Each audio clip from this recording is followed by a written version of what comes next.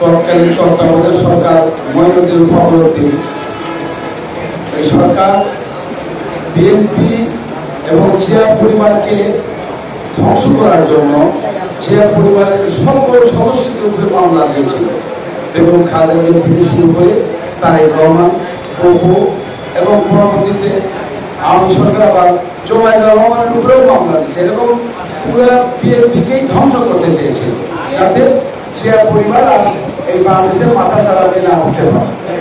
আজকে আমি বলতে চাই, দেখেন আমাদের এই দলকে ধ্বংস করতে চেয়েছিল, আজকে সেই দলই ধ্বংস হয়ে গেছে, তাদের নেতৃত্বে দেশ ছেড়ে পালিয়েছে, তাই না?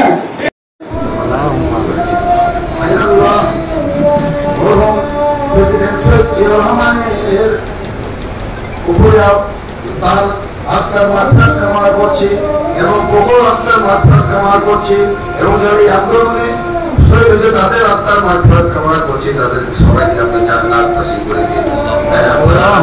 জিয়া পরিবারকে ধ্বংস করার জন্য যে ষড়যন্ত্র করেছে চলছে, এই ষড়যন্ত্রকে নস্বাত করে আপনি আল্লাহ আমাদেরকে আল্লাহ মুক্ত করে দেন।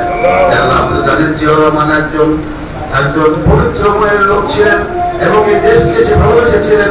এই দেশের জনগণকে রক্ষা করার জন্য সে অনেক প্রচেষ্টা চালিয়েছেন, অনেক শ্রম দিয়েছেন।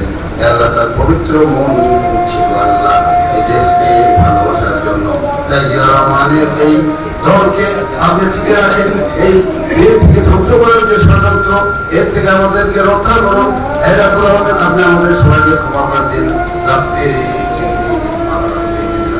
ربنا تقبل منا انك انت السميع العليم وتب علينا انك انت التواب الرحيم سبحان ربك رب العزة عما يصفون وسلام على المرسلين الحمد لله رب العالمين